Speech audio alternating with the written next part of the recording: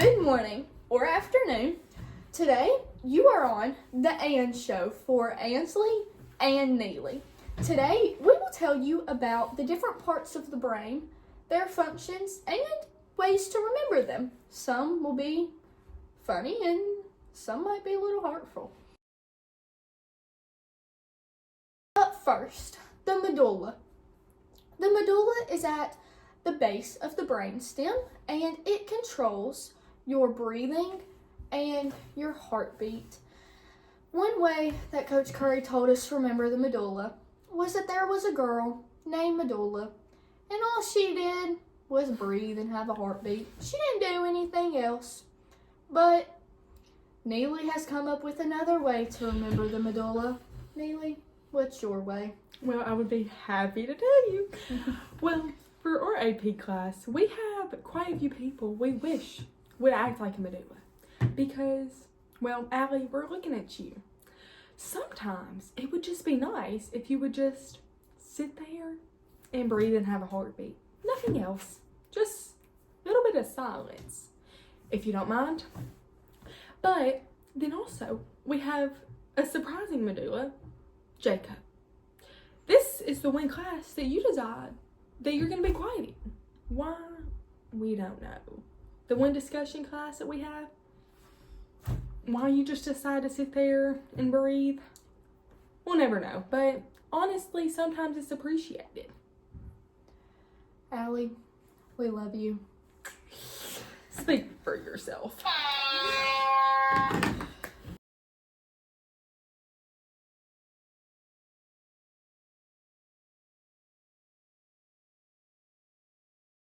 Up next is the pons.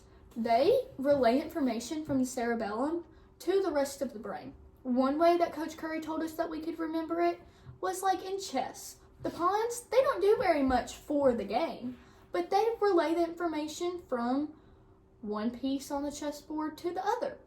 But Neely came up with a different way to remember it. Neely, what's your way?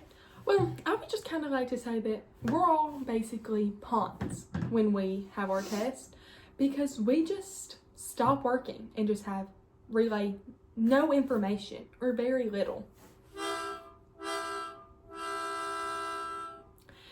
That'll be the sound at our funeral after we kill ourselves because of these tests. Because I don't know if I can make another 10 weeks.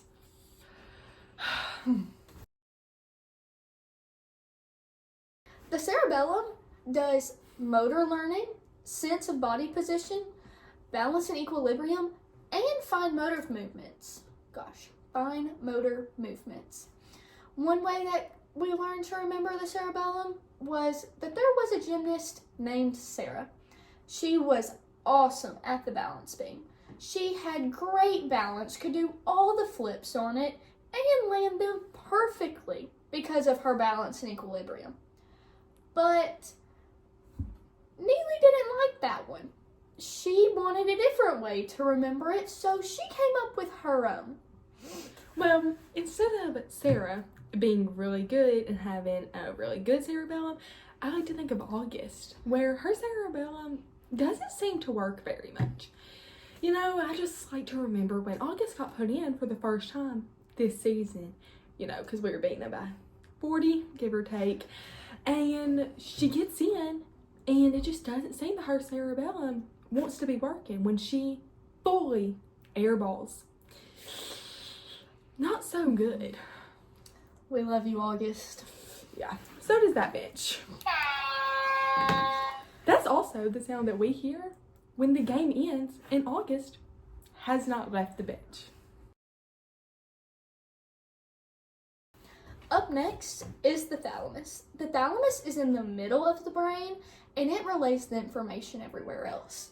One way that we learned to remember it was that the thalamus is kind of like a secretary. It just gets people to where they need to go, just like the thalamus gets information to where it needs to go in the brain.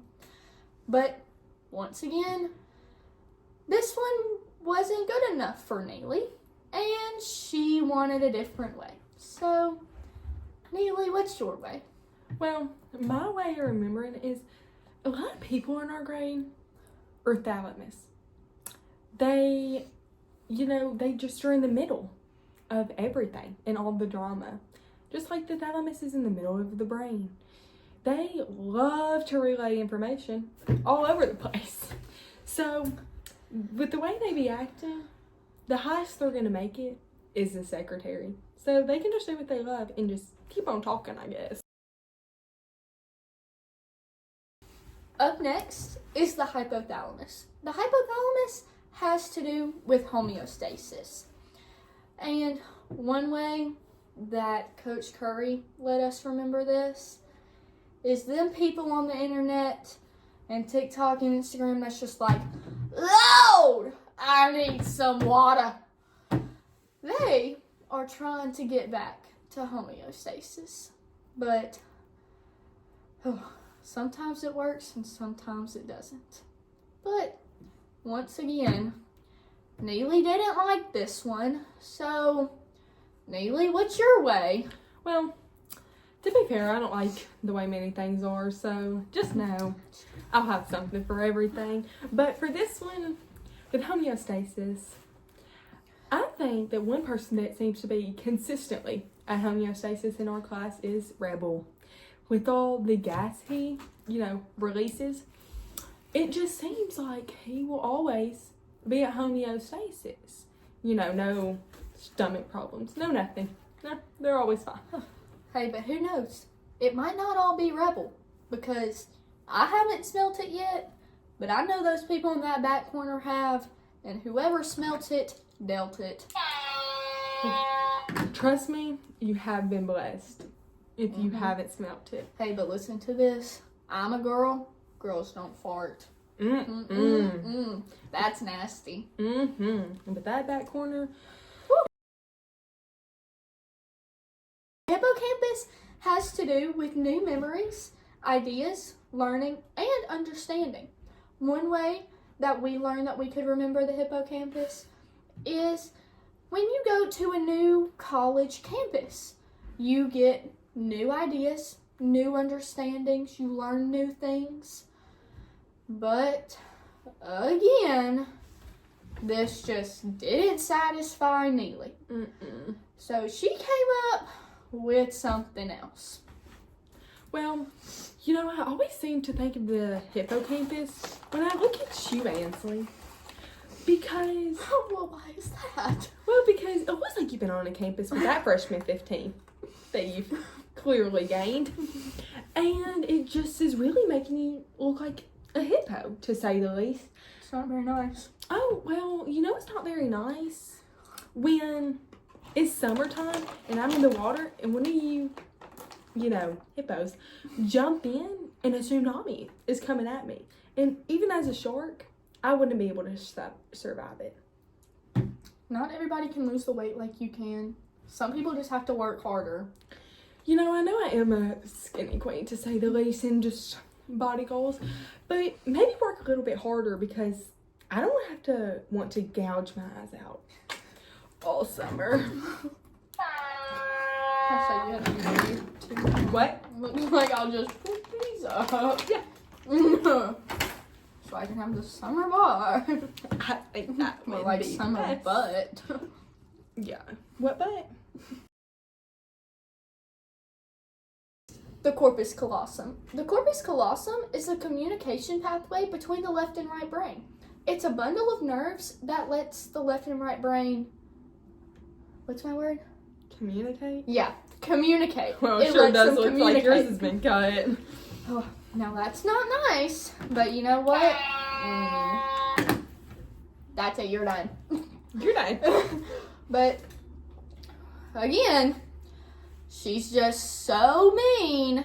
She has to come up with a different way. So, what's your way to remember? Well, this is one of my favorite ways to remember it because I kind of experience this in my everyday life, I guess you could say, is I seem to interact with a lot of people that have had their corpus callosum cut because it seems like all these guys in our school has had theirs because they just can't seem to communicate.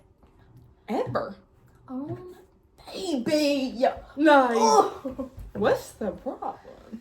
Was this just like... beats me. their actions be saying one stuff, but then they be saying another thing out of their big mouth. Heard that. Praise the Lord. Up next is Amy G. Dalla. Now, I say Amy G. Dalla because I don't remember how to actually say the word. Believe me, we've asked. I don't remember how to say it. She doesn't remember how to say it. Our class doesn't remember how to say it. So, anyway, Amy G. Dalla has to do with our emotions. When you get angry or enraged, that's your Amy G. Dalla working right there. Now, one way that we learned Amy G. Dalla was because Coach Curry had a girl in his grade. Her name was Amy, and she sent people to the hospital. Her Amy G. Dalla was working overtime. Now, Neely, how do you remember Amy G. Dalla? Well, honestly, I don't remember half the stories that Coach Curry tells us. No, I do remember this one, even though we can't say it. Nor did we really learn it, I guess, because what good is it going to do you? But we just enjoy the stories because it gets us time out of class. So keep up the good work. Hey, but some of them do help. Don't quit telling your stories. No. We need a break, you need a break, and it helps every once in a while if we're lucky. But also, I just like to remember it because I agree with Amy G. Dalla. Me and her were a lot alike, and it's just hard when you're around some of the people that we're around. But what can you do? Up next is the frontal lobe. So, the frontal lobe controls our temperament, how we control our emotions, our judgment, our speech, our personality, our planning, and our movement. Not gonna lie, I don't really remember how he told us to remember it in class. I just remember it's in the front of my brain. But Neely sure did come up with one way to remember it. Neely, how do you remember? Well, see, I like to remember it by, thinking of people that clearly theirs is not developed. And one person I know that theirs for sure isn't developed is Mary's.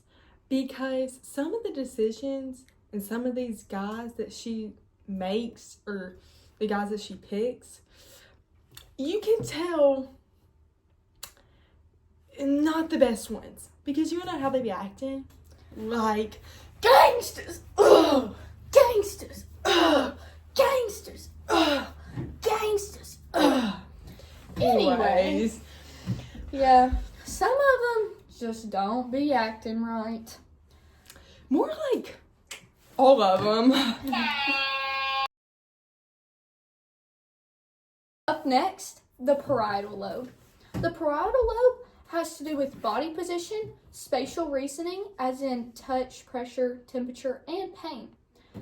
Neely, how do you remember the parietal lobe? Well, for the parietal lobe, considering it has to do with, touching and proximity, it seems like a lot of people just don't work with the kind of PDA, to say the least, that they show in the school or give in the halls. I say that we become more aware of our surroundings. Do we have an example of this? Oh. Maybe a picture right here? I think right here is a great example. Right here. Of in the halls where people don't use their proximity correct. Mm-hmm. But anyways. They were just a hair too close in that picture. Quite a few more hairs. Up next is the temporal lobe. The temporal lobe has to do with your hearing, your long-term memories, your speech, and your language, and lastly, your understanding. Now, in some places, our temporal lobe just doesn't work.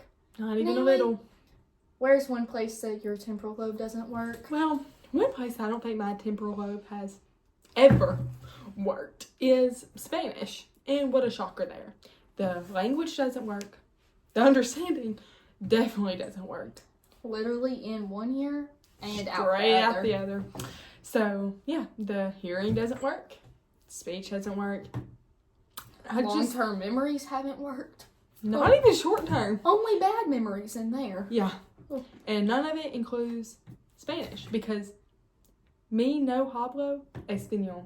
And well, that's about the extent of my Spanish. For those of you that don't know, she said that she doesn't speak Spanish. Up next, the occipital lobe. Now, you may notice that we have sunglasses on for this one, because even though your occipital lobe is in the back of your head, it has everything to do with your eyeballs in the front. So, needless to say, the occipital lobe has everything to do with your vision.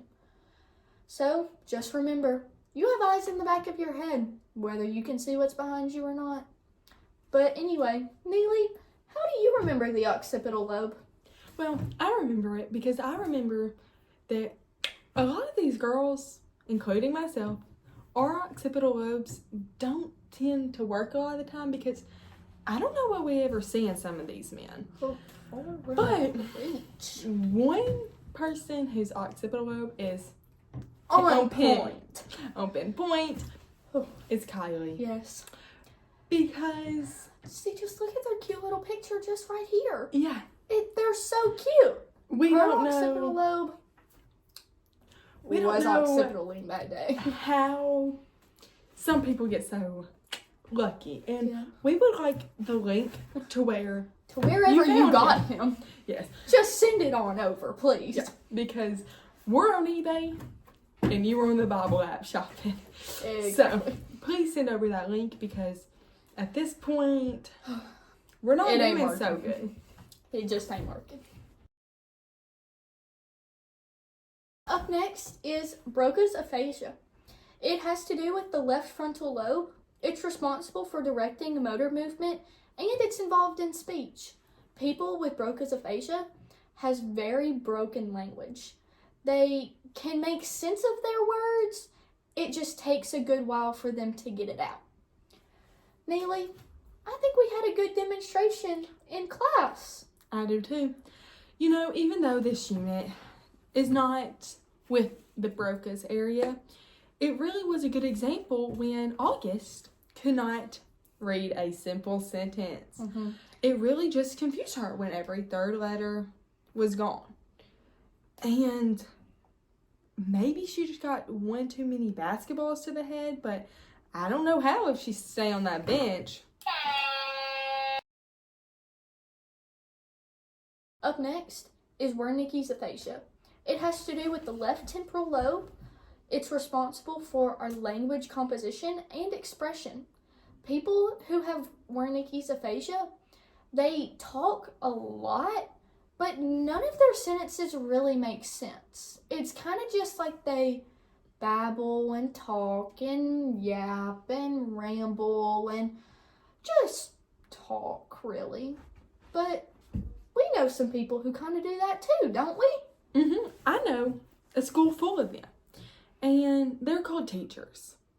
Now, it's like they never stop talking, but yet expect you to get 3 worksheets done in one class when they talked for 80 out of the 90 minutes. Miss Flores.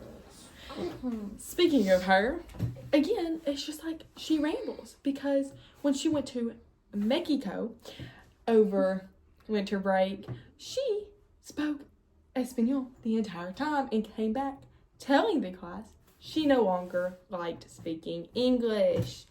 So she just talks and talks and talks, and no one ever understands. Up next is the reticular formation. The reticular formation has a key role in controlling arousal. We've learned to remember the reticular formation because cheerleaders get into formation and they're supposed to arouse the crowd. Now, Neely has some different opinions about our cheerleaders. Neely, what's your opinion? Well, for reticular formation, I don't think our cheerleaders strive in that aspect because there's not so much arousal in the crowd. And the only arousal that our crowd really gets is when they can't get into formation. So, I guess it just is what it is, you know?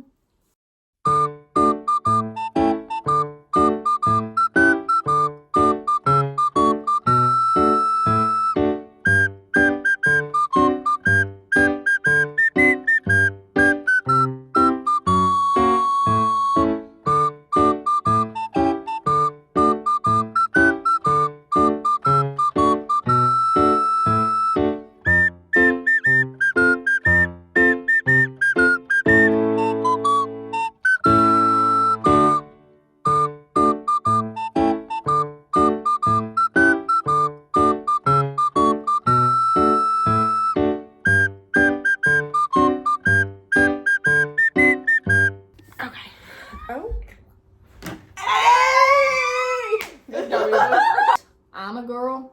Girls don't fart. That's nasty. I am a girl. Okay. I have to fart. That's going in the I did. What did you win? I almost farted again. Oh, you fart. Are you having stasis? Because it's pain.